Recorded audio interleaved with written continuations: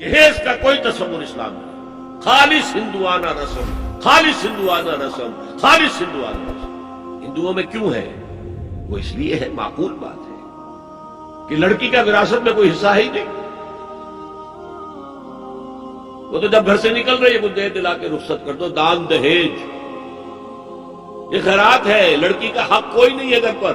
اسلام میں تو لڑکی وارث ہے، والد فوت ہوں گے وراثت تقسیم ہوگی، والدہ فوت ہوگی ان کی ہے ملکیت تو تقسیم ہوگی۔ شادی کے موقع پر کوئی جہیز اسلام میں نہیں، قطعاً نہیں۔ غلطی سے حضرت فاطمہ کے جہیز کو جہیز کہہ دیا گیا۔ وہ جہیز کیا تھا؟ ایک پیسہ بھی حضور کے اپنی جیب سے نہیں تھا۔ اس شادی میں خاص بات کیا تھی کہ دولہا کے ولی بھی حضور ہی ہے، اور کون ہے؟ علی کا کون تھا مدینے میں؟ اور دلہن کے والد بھی حضور ہے۔ اب حضور پوچھتے ہیں حضرت علی سے، تمہارے پاس مہر دینے کے لیے کچھ ہے؟ عرض کیا میرے پاس تو کچھ نہیں ہے۔ وہ فقراء صحابہ میں سے تھے۔ فرمایا مہر تو دینا ہے، تمہارے پاس ایک زرہ ہوتی تھی؟ جی ہاں زرہ تو ہے۔ انہوں نے یہ سمجھا زرہ تو جہاد کے لیے ہے، وہ دولت تو نہیں ہے۔ فرمایا جاؤ اسے بیچو یا گروی رکھ کے قرض لے کر آؤ۔ وہ گئے، حضرت عثمان نے خرید لی اور کچھ دنوں کے بعد واپس کر دی، ہدیہ کر لیے، زرہ میں ہدیہ آپ کو کر رہا ہوں۔ اس وقت اگر کہتے چھوڑو علی، کہاں تو لو میں پیسے دے دیتا ہوں تمہیں، تو ان کی طبیعت پر بار ہوتا۔ اس پیسے سے حضور نے کچھ پیسے گھر بھیجے اندر، دلہن کو ذرا تیار کر، اور کچھ پیسوں سے وہ ایک گدا جس میں کھجور کی کھال بھری ہوئی تھی، اور 2 تکیے جس میں کھجور کی کھال بھری ہوئی تھی، ایک مشکیزہ، کنویں سے پانی تو لانا ہی ہے نا، ایک چکی، جو ہو یا گیہوں ہو پیسنا تو ہے نا، کوئی 1-2 برتن، اور اللہ اللہ خیر صلی اللہ، یہ تھا جسے جہیز کہتے ہیں، جس میں ایک پیسہ بھی حضور کا شامل نہیں ہے۔ وہ حضرت فاطمہ کا مہر تھا جسے بنایا گیا، ورنہ مدینے ہی میں دوسری آپ کی صاحبزادی کا نکاح حضرت عثمان سے بھی ہوا، کہیں ذکر ہے جہیز کا؟ حضرت عثمان کا گھر بھرا ہوا، ہر چیزیں موجود، جہیز کا تذکرہ نہیں۔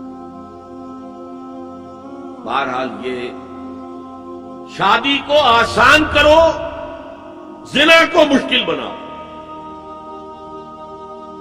یہاں شادی کے لیے 9 من تیل ہوگا تو رادھا ناچے گی، ورنہ یہ کہ بڑی ہو رہی ہے، عمر ہو رہی ہے، سب کچھ ہو رہا ہے، لیکن کچھ تقاضے تو ہے نا، آخر کچھ تو کرنا ہوتا ہے نا، آخر کچھ نہ کچھ لوگوں کو تو کھانا کھلانا ہی ہوتا ہے نا، بارات تو آخر آئے گی ہی نا، کچھ نہ کچھ تو دینا ہی ہوگا، کچھ جوڑے کپڑے، کچھ یہ۔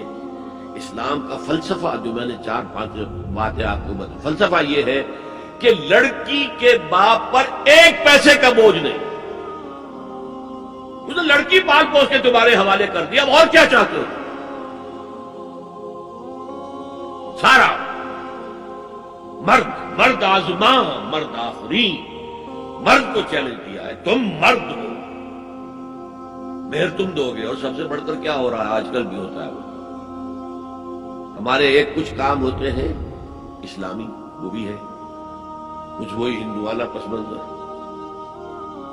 نکاح کی محفل میں چھوارے کون لے کے آتا ہے؟